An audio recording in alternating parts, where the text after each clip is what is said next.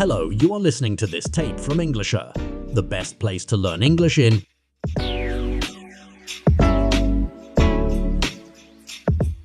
Welcome, listeners.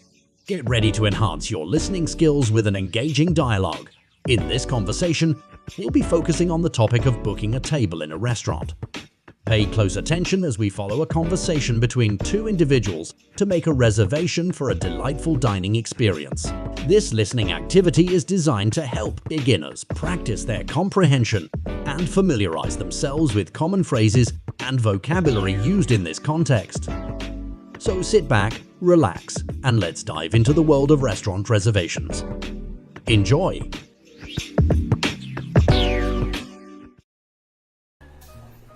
Hi there, I'd like to make a reservation for tonight. Do you have any available tables? Of course. What time would you like to come in? Around 7:00 p.m. please. Great. How many people will be joining you? It's just the two of us. All right. A table for two at 7:00 p.m. I have that noted down. May I have your name, please? It's John. Thank you, John. We look forward to seeing you tonight. Is there any specific seating arrangement you prefer? A quiet corner, if possible. Noted. We'll do our best to accommodate your request. Is there anything else I can assist you with? No, that's all. Thank you. You're welcome, John. We'll see you at 7:00 p.m. Have a great day. Thank you. You too. Goodbye. Goodbye.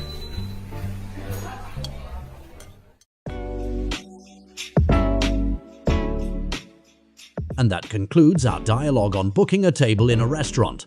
I hope you found it helpful and enjoyable. Now let's take a moment to discuss some of the vocabulary used in the conversation.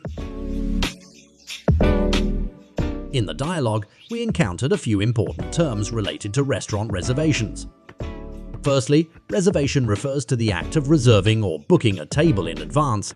We also heard the word available, which means something is ready and accessible for use or booking.